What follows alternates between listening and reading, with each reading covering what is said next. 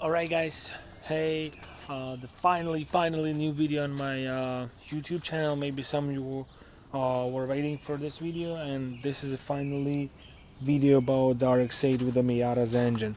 So this video might be short. This video doesn't have any like technical stuff or mechanical stuff. I'm just going to tell you the problems, what's the problem, what's not the problem to put the Miata's 1.8 engine into the RX8 body.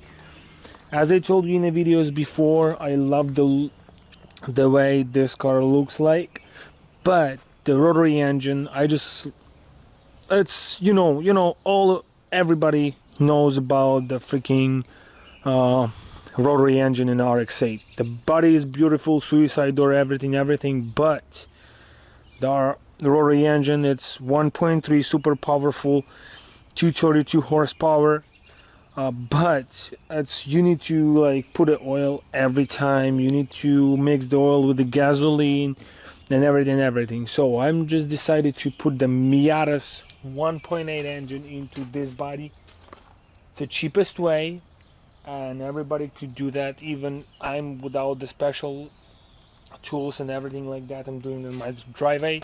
So I think if you have like couple hands and you have like 10 fingers, maybe less, I don't know, but you could do that. So I'm just gonna tell you how did I put the engine into the car, how much did it cost me, and actually it doesn't drive right now, but the engine already in the car. Let me show you right now. All right guys, here we go. The engine inside the car. So as from the previous video, as you can see, the engine I couldn't connect the engine with the RX8 transmission, so I decided to come with the Miata's, the same transmission. The engine was $800 and $300 was the transmission. The engine has, I believe, I forgot, but the engine has like 50,000 miles. Transmission has like 70 or something. So $800, $300, and the new clutch was like 150. Basically it's like $1,150 with the engine, transmission, and everything like that. And the $1,800 was the whole car with the rotary engine when I bought it. So okay, and there was a lot of time I tried to put the engine here on the stock motor mountains, and without removing the radiator, without removing the steering bar, but I couldn't. So I removed the radiator and I removed the steering bar. That's the biggest problem for me right now, because like as you can see over there, that's a new engine mountains.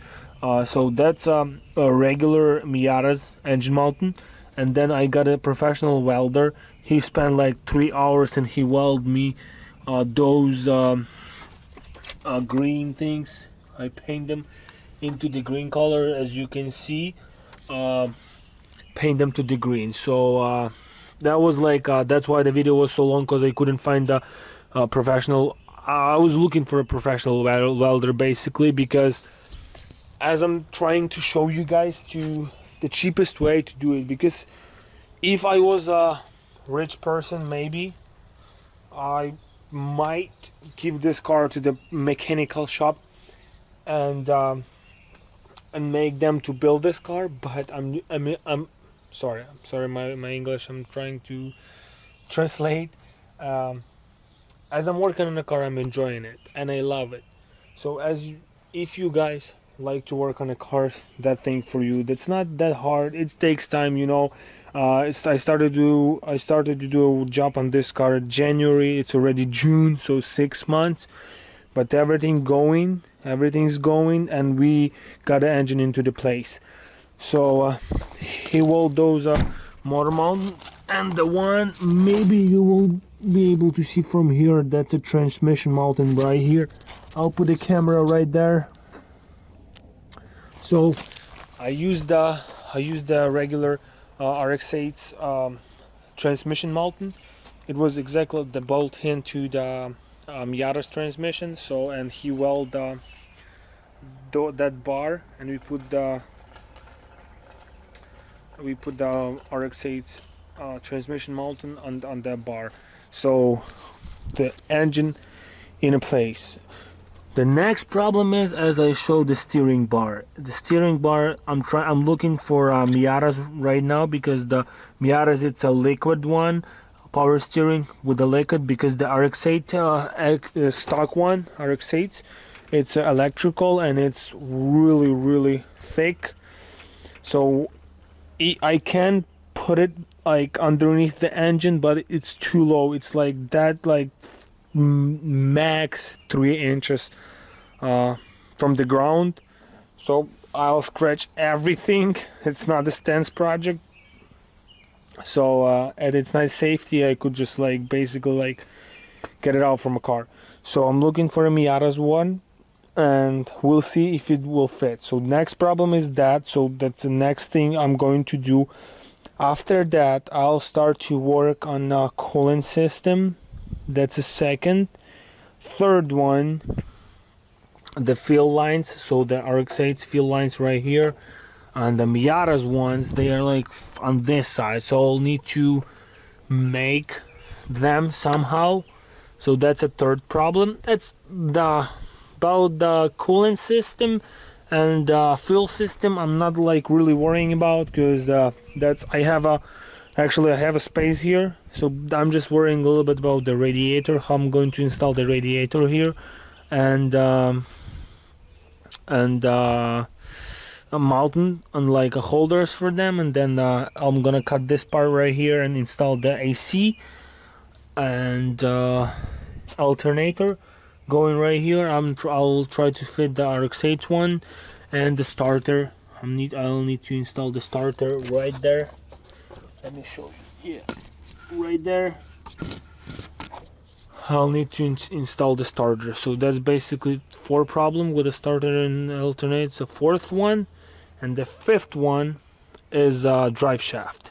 So I have that's also the we have 6 steps, as I can see right here, to get this car drivable, but we have 2 major problems for me right now. That's a steering bar, and this I'm going to show you right now, because Miata's transmission is a little bit shorter. So I'll need to cut this thing right here. I'll need to make that shift knob somehow to put it right here. So that's I'm kind of like worrying about. How can I do it? How can I weld it to cut it right here and put it in, like make something like duk duk duk. I don't know how to call it in the English language, but that's one major problem. And I found the guy. I talked to some people, so I found the guy who does the drive shafts. So I already texted to the guy. He's gonna sell me a Miata's drive shaft for $50, and I already have a RX8's one. So as soon as I'll have parts, I'll measure it, and I'll bring him 2 drive shafts, the Miata's one and RX8's one, and he's gonna weld one, the length I need, because the front end, this side, I don't know what it's called, that thing goes into the transmission.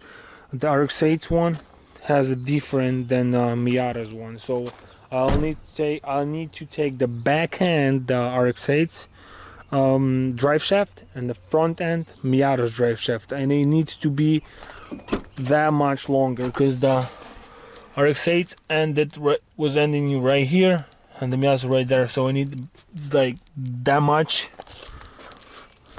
longer drive shaft. So it's going. I'm already dreaming about riding this car, and so as soon I'm giving you the idea, guys, because this is my project. I was dreaming about the project car all my life, and I finally got it. It takes time, but it's going, and after everything I'll be able to do in this car, I will. And after that, I'll send it to this professional shop to do like electrician stuff. They're gonna do the wiring and harnesses. Drive it. So I'm sorry guys, it takes time. I know some of you watch my video.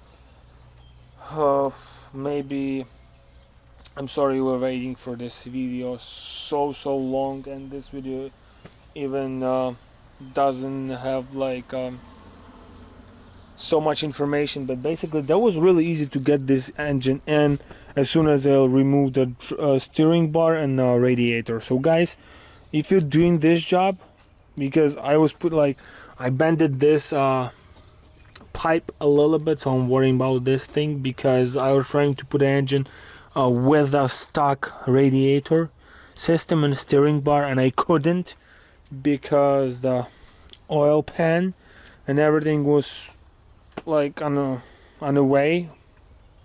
So yeah, as soon as you'll remove your radiator and a steering bar, you will get the engine in so easy. And then I called the guy out 3 times, the professional welder, and finally after the 3 weeks he came and he welded me engine mounts. So that's why it takes time, but I'm sorry guys, and I hope you will do something with your car, and I hope this thing is going to get on the street, and we'll go to some like car meets and show this Miata's engine in the RX8, because it looks so nice inside the RX8, and this car really rare on the streets. You know, that's super nice looking car, but it's really rare just because the engine, nobody wants to buy this car because the freaking rotary engine. So I don't know why Mazda didn't decide to put like regular 4-cylinder engine into the 2nd generation, because I don't know why.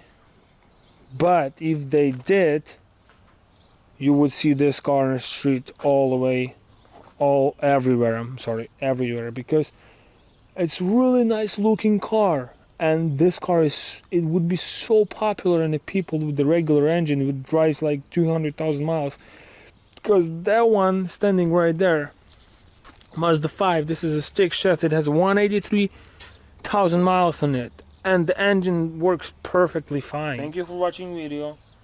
Subscribe. Not super informative in this video, but I hope it's going to be more informative in next videos. Thank you so much and have a great day.